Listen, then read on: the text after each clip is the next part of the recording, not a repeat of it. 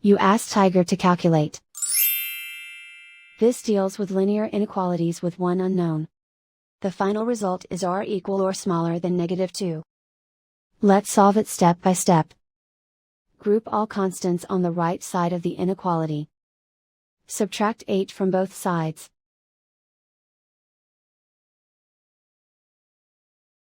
Group like terms.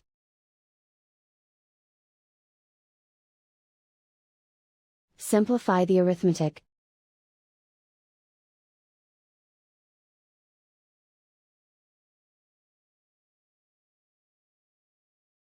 Isolate the r. Divide both sides by 5.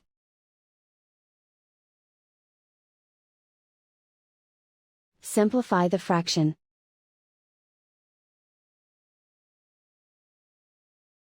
Find the greatest common factor of the numerator and denominator.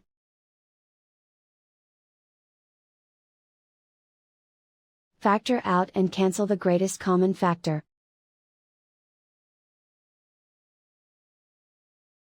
Plot the solution on a coordinate grid.